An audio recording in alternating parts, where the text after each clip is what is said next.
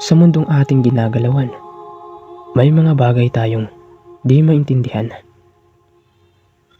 Paano mga kagantimpala? Tuloy na natin ang naudlot na kwento.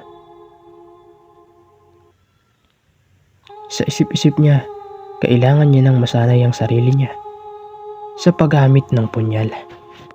Gawa ng di niya alam kung sa susunod o baka mamaya manganak na si Marites. At sa oras na mangyari yon, siguradong marami na naman ang aaligid ng mga aswang sa tahanan nila.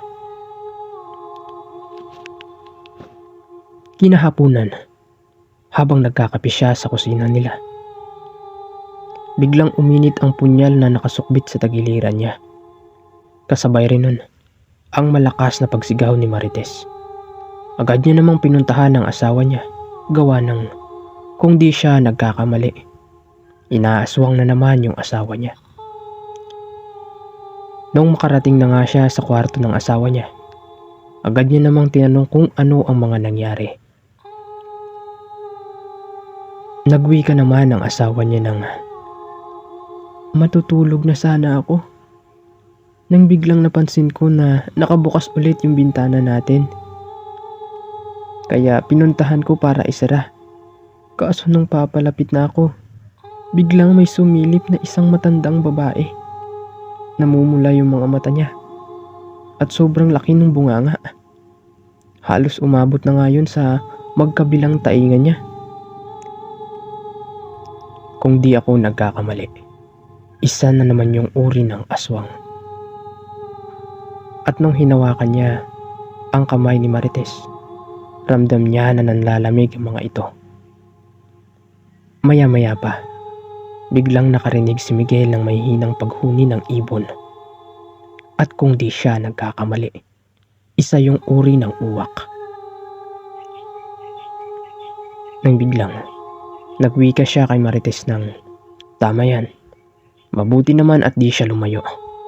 Marites, lalabas lang ako saglit. Haharapin ko lang yung nilalang na nang aaswang sa'yo. Mag-iingat ka, Miguel." Tumango lang naman si Miguel, sabay labas ng kanilang pamamahay. Paglabas niya, bumungad sa kanyang harapan ang isang matandang babae na walang tigil sa pagsasalita nang di niya maintindihan. Pansin niya pa na panay ang pagluwan nito ng mga uwak na di nakikita ng pangkaraniwang tao lang. At nagsalita ito sa kanya ng, "Hanga rin ako sa abilidad mo. Nakikita mo ako kahit pangkaraniwang tao ka lang? Bueno, gusto ko lang namang tikman ng sanggol sa sinapupunan ng asawa mo. Di na lang sana siya sumigaw. Para di na tumagal ang usapan na to. Mahihirapan lang naman kayo sa pagpapalaki sa bata. Gusto mo ba na mahirapan kayo ng asawa mo? Kaya ibigay nyo na lang sa akin. Huwag kang mag-alala. Di masasaktan ang asawa mo kahit konti." sabay tawa nito, na para bang may sira na ang pag-iisip. Si Miguel naman, di na nagsasalita at tinititigan niya lang yung nilalang. Maya-maya pa, biglang napansin ng aswang ang mga titig ni Miguel sa kanya na para bang walang takot itong nararamdaman sa kanya.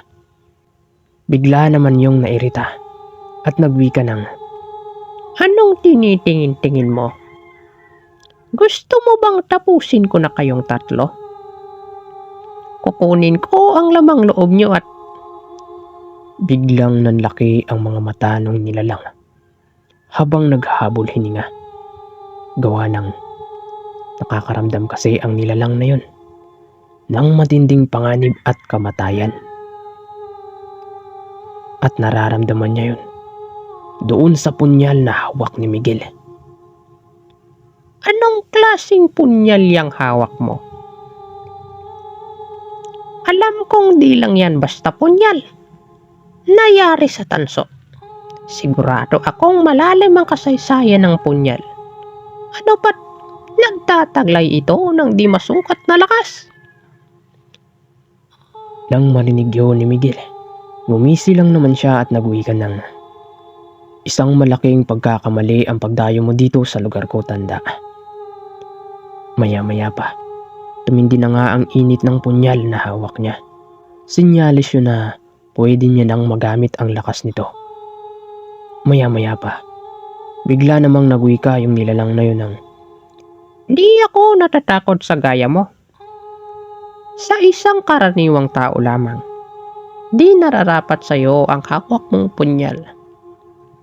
kasabay nun ang pagsiuslian ng kanyang mga pakpak. At katulad yon ng pakpak ng mga uwak na nagsisilabasan sa kanyang bunganga. Agad niya namang inatake si Miguel ng piraso ng balahibo na nanggagaling sa kanyang pakpak. Sobrang bilis ng pangyayari noong mga oras na yon. At tinamaan nga si Miguel sa kaliwang braso.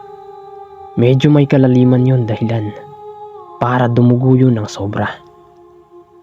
Tumawa lang naman ang nilalang habang nagwiwika ng, Ang buong akala ko, malakas ka pero nagkamali yata ako ng hinala sa'yo. akmang aatake pa uli sana ito nang biglang ito na. Tumigil na nga ang pagtakbo ng oras. Sobrang nagtaka naman yung nilalang sa mga nangyayari. Gawa ng di niya maigalaw ang buo niyang katawan. Maya-maya pa, nagsalita na nga si Miguel. Nakayoko ito habang pailing-iling na naglalakad papalapit doon sa aswang. Di ko maintindihan kung bakit pinili niyo ang lamunin kayo ng kasamaan. Pwede naman kayong kumain ng mga karne ng hayop. Nabubuhay sa inyo. Pero sa katulad mong uhaw sa dugo at karne ng tao, kamatayan ang siyang nararapat. At nung mga oras na yon, tinapos niya na nga ang buhay ng nilalang sa pamamagitan ng pagpugot niya sa ulo nito. Matapos niyang gawin ang mga bagay na yon, tuluyan naman yun naging usok at naglaho. At nung matapos na nga ang laban, dahan-dahan na nga siyang naglakad pabalik sa kanilang tahanan. Habang naglalakad siya, biglang may boses siyang narinig na nagwiwika ng, Gahaman talaga ang mga nilalang na yan. Pagdating sa sariwang dugo at karne ng tao, lalo na sa mga buntis. At nung nilingon ito ni Miguel, bumungad sa kanyang harapan ang isang matandang babae na may hawak-hawak na banig at unan. Pansin niya rin na bulag ang isang mata ng matanda. So yun guys, hanggang dito na lang muna yung kwento natin at abangan nyo na lang yung part 4 niya. Ilalapag din natin kaagad. So yun, maraming salamat sa pakikinig ng kwento ko. At sa mga nagsuporta, nako, maraming salamat. Hanggang sa muli.